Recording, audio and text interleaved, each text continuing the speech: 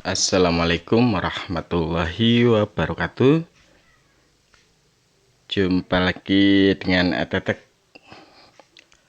Buat teman-teman yang masih belum subscribe channel Etetek, silahkan subscribe untuk update terus video-video Etetek ya. Yang sudah pada subscribe, terima kasih banyak. Ngatur suhun. Kalau bisa nyalakan loncengnya, biar kalau ada notifikasi baru teman-teman langsung dapat notifikasinya ya. Kalau ada video baru teman-teman langsung dapat notifikasinya. Oke. Kalau teman-teman merasa video-video Etetek ada yang bagus, bermanfaat buat yang lain, silakan teman-teman share videonya, sekaligus sebagai ajang teman-teman berbagi kebaikan, berbagi info kebaikan buat yang lainnya ya. Oke, baik. Kali ini kita akan coba bahas trik buat investor atau trader agar tidak dikadali oleh bandar ya. Sebelumnya turut berbelasungkawa untuk para tenaga medis yang akhirnya meninggal dunia gara-gara bertarung ikut berjibaku menangani COVID-19 di Indonesia. Saya beserta keluarga Etetek mengucapkan belasungkawa dan doa semoga semua amal teman-teman semua mendapatkan balasan sebaik-baiknya di sisi Allah Subhanahu wa taala. Amin. Oke. Baik, sebelum masuk ke topik bahasan, saya akan bahas beberapa hal dulu. Sebenarnya di pasar saham ada siapa saja sih? Di pasar saham itu ada kita, investor atau trader yang sering dibilang retail. Jadi investor atau trader retail. Selain kita yang memang cuma posisinya sebagai retail atau dananya terbatas, ada juga namanya bandar lokal. Bandar lokal itu orang atau sekumpulan orang dengan dana yang cukup besar yang sanggup untuk memainkan harga. Selain bandar lokal juga ada bandar asing. Jadi tiga piranti ini ada di dalam pasar modal, pasar saham ide, dan kumpulan dari semuanya kita sebut sebagai pasar atau market ya. Sebetulnya siapa itu bandar saham? Ya, kita patut tahu dulu seperti ini. Bandar saham adalah merupakan sekumpulan pelaku pasar yang bisa memainkan serta memanipulasi harga saham. Ingat, bisa memainkan naik atau turun dan memanipulasi. Memanipulasi itu saham yang sudah mungkin over value atau harganya sudah kelewat mahal pun bisa dibikin lebih mahal lagi. Atau saham yang sudah under value pun bisa dibikin lebih under value lagi. Makanya disebut memanipulasi harga saham. Ya. Kemampuan bandar saham dalam mempermainkan harga ini yang sering membuat investor atau trader retail jadi korban. Disangkutin mereka di harga pucuk. Jadi menggiring para retail untuk mengambil saham pada saat harganya sedang di pucuk. Kalau dalam bahasa saya ini namanya dikadali bandar saham. Makanya tadi judulnya seperti itu. Jadi dikadali itu ya di apa namanya? Ya dijadikan korban dengan ulah mereka ya. Nah, bagaimana caranya agar tidak dikadali bandar? Pastikan banyak pertanyaan teman-teman seperti itu ya. Oh iya, untuk video bukti bahwa sebetulnya bandar itu sering mengkadali investor atau trader retail, nanti saya bikin videonya sendiri ya setelah video ini. Bagaimana cara agar tidak dikadali bandar? Nah, ini syarat pertama, lagi-lagi pilih saham dengan fundamental bagus, lagi-lagi fundamental. Jadi poin utama yang sering saya bilang ke teman-teman, lagi-lagi kekuatan untuk paham fundamental saham itu benar-benar penting buat teman-teman. Ya, patut untuk teman-teman catat ya.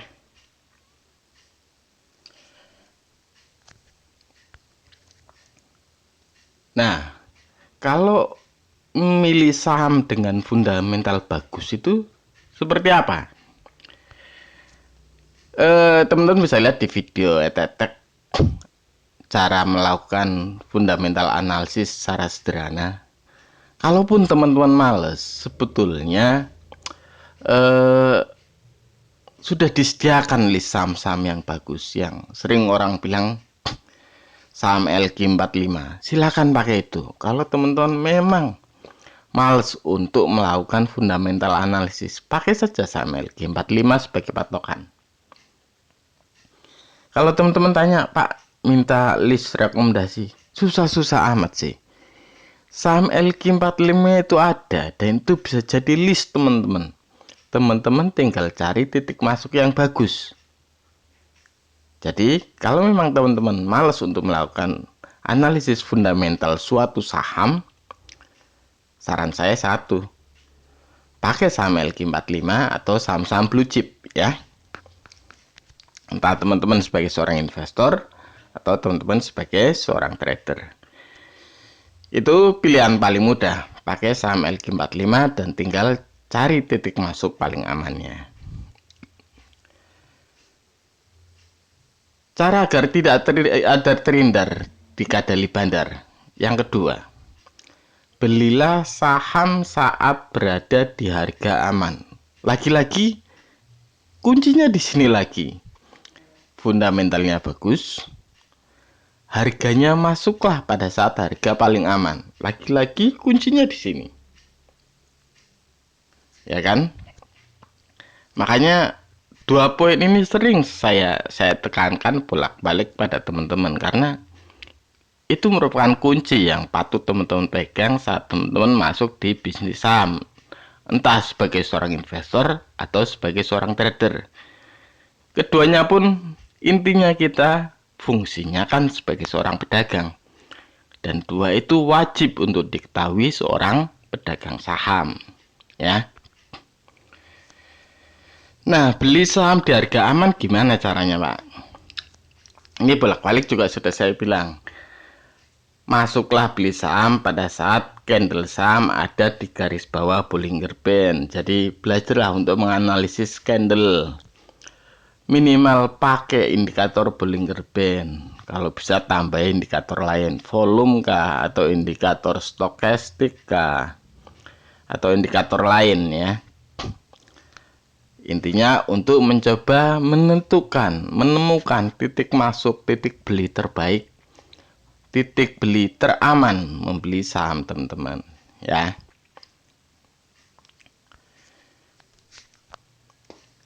Yang ketiga, cara agar tidak dikadali bandar. Cek maunya bandar menggerakkan harga. Cek maunya kemana? Dengan melihat grafik pada rentang waktu lebih lama. Saya sudah pernah bilang ini sebetulnya. Cuma ini mungkin akan lebih diperjelas di sini. Nah, ini contohnya biar nanti teman-teman lebih jelas ya. Ini grafik saham TLKM pada rentang 1 hari.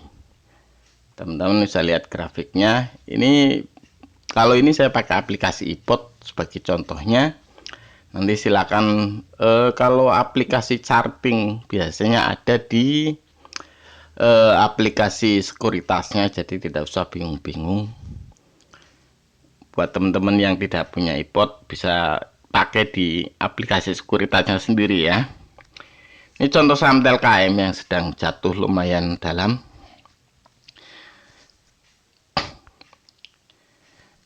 Seperti yang saya bilang tadi, saat candle menyentuh garis bawah BB, seperti yang saya kasih tanda silang di pakai warna orange ini, warna kuning ini, itulah titik masuk untuk beli sahamnya, titik masuk aman untuk membeli saham buat teman-teman saat candle saham menyentuh garis bawah Bollinger Band ya. Nah, saat candle saham menyentuh garis atas Bollinger Band itu merupakan titik maksimal teman-teman untuk menjual sahamnya. Bisa jadi tidak di situ, bisa jadi cuma sampai garis tengah Bollinger Band. Jadi saya katakan titik maksimal untuk jual sahamnya. Oke.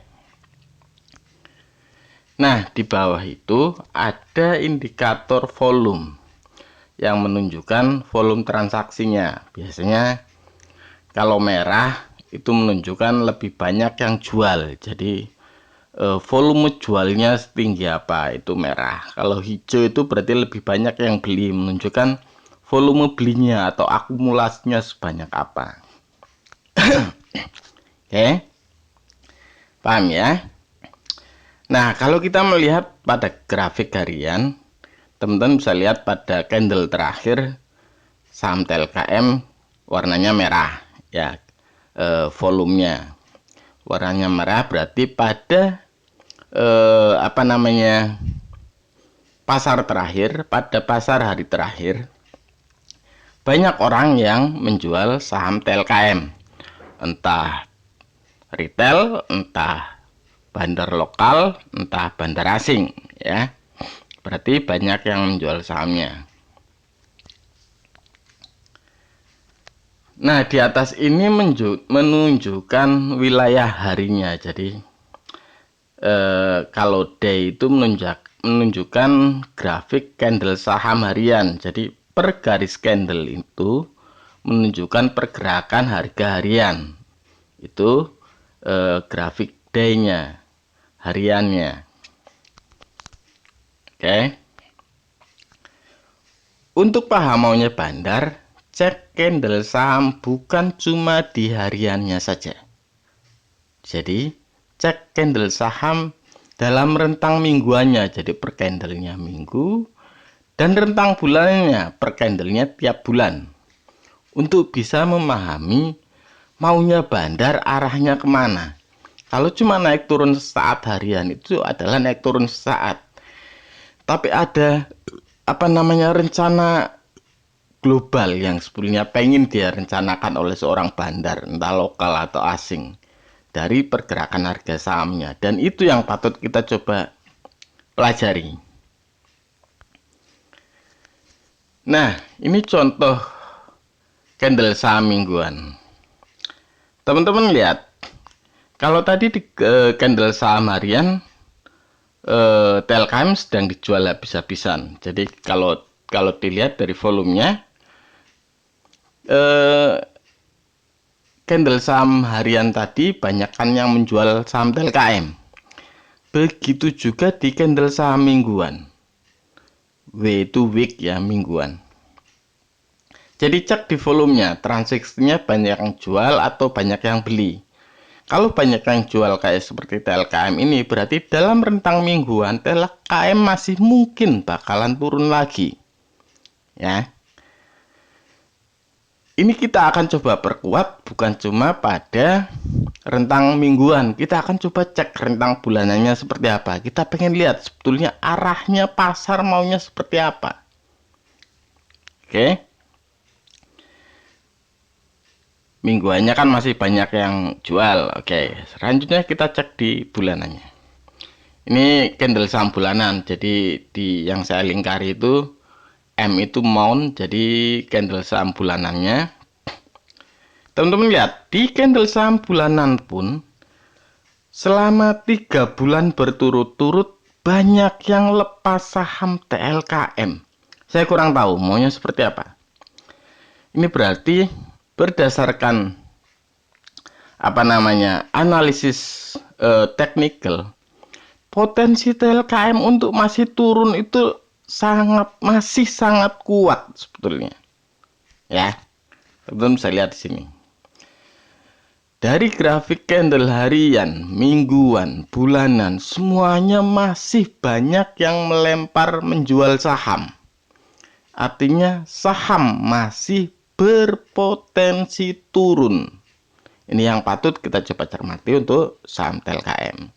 Meskipun secara perhitungan valuasi saham TLKM sudah undervalue ya. Saya coba pakai saham lain untuk contoh. Ini saya pakai saham Fire yang kemarin saya beli. Ini candle saham hariannya ya. Teman-teman lihat, kalau di grafik hariannya sedang merah, berarti masih banyak yang jual saham. Oke, tapi hari sebelumnya candlenya hijau, berarti banyak yang membeli. Hari selanjutnya candlenya merah, berarti banyak yang jual. Oke, ini hariannya. Hari terakhir banyak yang jual. Oke, kita lanjut. Kita lihat ke grafik mingguannya. Teman-teman bisa lihat. Selama 5 minggu ada banyak yang beli saham. Candlenya hijau semua. Selama 5 minggu berturut-turut. Maunya apa? Kenapa banyak yang membeli? Dengan volume transaksi lumayan tinggi. Ini juga menjawab pertanyaan kenapa Pak Rudi kok tertarik sama Fire. Oke, ya. Selama 5 minggu ini ada banyak yang membeli saham Fire ini. Itu yang patut jadi pertanyaan. Yang jadi pertanyaan saya juga. Ya. Kita coba cek candle saham bulanannya. Teman-teman bisa lihat. Selama 3 bulan ada banyak yang beli saham Fire ini. 3 bulan berturut-turut. Bulan sebelumnya juga volume belinya lumayan gede ketimbang volume jualnya. Ini berarti berdasarkan candle saham harian, bulanan, mingguan dan bulanan, ada kemungkinan saham Fire akan dibawa naik. 3 bulan berturut-turut candle saham Fire diakumulasi. 5 minggu berturut-turut saham Fire juga diakumulasi. Ada potensinya saham Fire kemungkinan akan dibawa naik. Itu kita mencoba melihat rentang waktu lebih lama untuk melihat pola pergerakan yang ingin dimainkan oleh bandar. Dan juga dengan tetap melihat fundamental sahamnya. Jangan pakai yang fundamentalnya jelek. Kita pakai yang fundamentalnya bagus. Cek fundamentalnya, cek maunya bandar. Arahnya mau dibawa kemana, ya. Kalau bisa, perkuat juga dengan analisa menggunakan indikator lain. Ini contohnya dengan stokastik, RSI, atau indikator lain. Untuk memperkuat analisis teman-teman. Jadi memungkinkan error analisis bisa diperkecil. Ya. Nah, ini yang catatan penting buat teman-teman. Jangan berfokus pada untung. Ini yang pasti cuma menjadikan Anda jadi orang yang rakus. Padahal berfokus pada untung belum tentu teman-teman malah jadi untung. Ya. Jangan berfokus pada untung. Fokuskan dana teman-teman aman. Dengan apa? Beli saham yang fundamentalnya bagus. Beli saham di harga aman. Cek maunya bandar mau kemana. Sudah. Itu berarti Anda memfokuskan dana Anda dimasukkan ke tempat yang aman. Fokuskan dana Anda aman. Maka cukup dengan sabar, untung pasti akan datang. Itu pasti, ya. Yep, intinya itu. Silakan nanti coba teman-teman pelajari, teman-teman cermati, coba di rumah sendiri masing-masing. Intinya coba mengamati bukan cuma pola pergerakan candle harian, coba cermati pola pergerakan candle mingguan dan bulanan. Ini untuk meminimalisir resiko kita dikadali bandar, ya. Itu saja infonya. Terima kasih banyak sudah menonton.